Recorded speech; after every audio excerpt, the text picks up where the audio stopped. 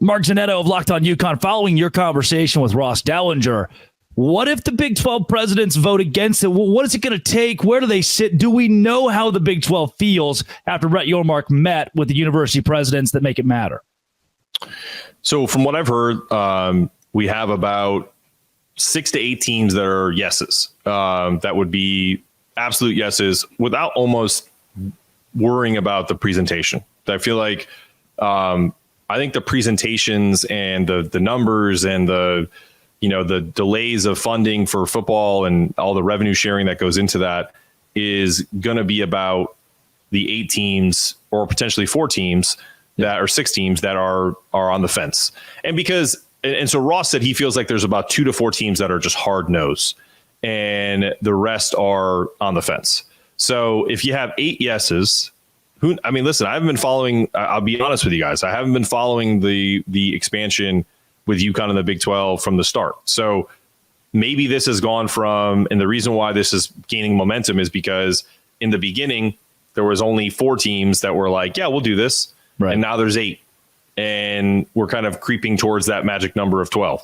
I think 3 days ago, I was told this is going to happen. They have 12 votes. Now it's hemming and hawing and going, more like 8 or 9. So that's what I'm concerned about, is that they don't get the votes. And then I don't think UConn has egg on their face. Yeah. But I think that because I feel like the fan base is so split on this. Like I told you pre-show, I think about 60% of the UConn fans are going to go, thank God if we don't get in. They just have the AAC and the love of the nostalgic Big East in their blood. And so the football is, even though it's a lifeblood of most college athletics, kind of isn't for UConn. So that's the interesting rub. I think it's just more of an embarrassment thing. I'll be honest with you.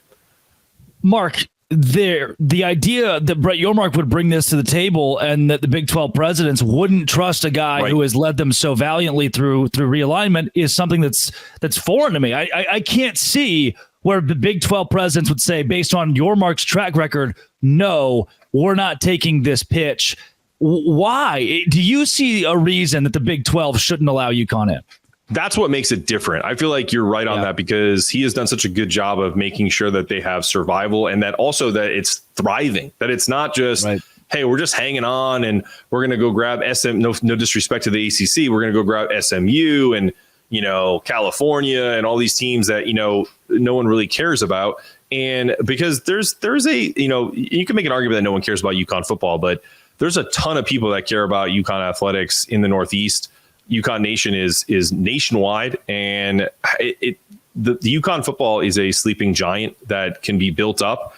It was it's been in a Fiesta Bowl. Can you say that about Vanderbilt in the SEC? Can you say that about Kentucky in the SEC?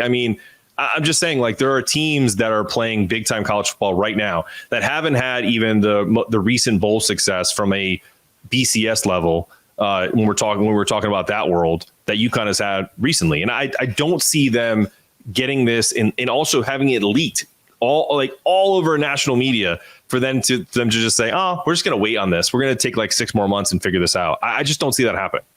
I don't either. And the Big 12, in the way that it's moved in realignment, it goes quick. We've been through this process with 8 new teams in the conference, so we know what it looks like. Mark, from the UConn perspective, though, if the university presidents do eventually say no, you already said there's not really an egg on your face. You made a push here, and if you don't get it, you're still a Big East basketball school, and there are still TV deals there.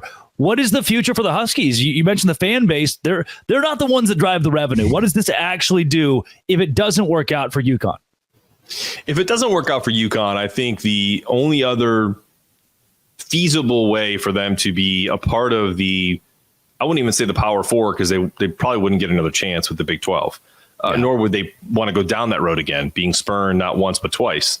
I think what would end up happening is whoever the ACC does not lose, or when the ACC implodes, I think whatever that looks like could be a new kind of football conference that is added. That's kind of I want to call it a subdivision. It could end up being a subdivision, but just under that Power Four, where there's some revenue share, but it's not at that same level as being in the Big 12 or the Big 10 or the SEC. So, because eventually it's going to be a big three. Let's just be honest, right? And it could end up being just super conferences, right? Yeah. So I think that's where they go, or the lesser of two evils. And I think there would be plenty of UConn fans that would like this, to just essentially say, okay, football, you are basically banished, and you are going to the MAC with UMass and playing, meaningless football essentially, which doesn't make sense to me because they've made these investments, the NIL, the Jim Moras, the defensive coordinator from Mississippi State, who I completely forget his name off the top of my head. But I mean, you don't get defensive coordinators from the SEC if you want to play 1AA or FCS football. It just doesn't happen. And yeah, it would make no sense to me if they decided to go that route. Mark, quickly before we get into who needs this more, did Dellinger give you any hint of whether or not he thought this would be a positive move for either party? Yeah, I asked him that. I actually asked him the question: if you were UConn, would you do this? Is this something that you would do? And he said, yeah, because I mean, football drives the engine, right? It's the engine of college athletics, whether you like it or not. And with the revenue sharing that's coming down with the House bill that's passed and is going into effect next year, who knows what that's going to look. He also talked about there's always a next thing, and that to me is so important to talk about, which is there's maybe these guys are going to start getting paid by the school even more. Are they going to have collective bargaining? Are they going to be paid employees?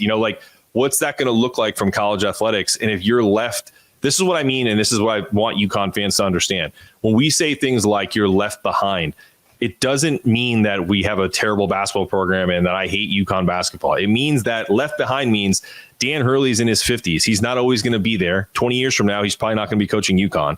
And you have to have a football program that is going to feed that basketball program more and more and more, and the baseball program and all the other things that you love about UConn. Coming up, this matters for which party the most on Locked On Big 12 and Locked On UConn, part of the Locked On Podcast Network, your team every day. Today's show is brought to you by one of our newest sponsors here at Locked On, Ultimate College Football HC. Locked On Big 12, Locked On UConn fans, you can take a moment to give a heads up on a brand new mobile game that I think you're going to love, Ultimate College Football HC. It's a simulation game where you get to go in and be the head coach of a college football program like UConn or Texas Tech or Florida or Florida State. From recruiting players to hiring coaching staff to even calling plays, your strategy will determine the success of your football season and shape the future legacy of your program. Ultimate College Football HC is completely free.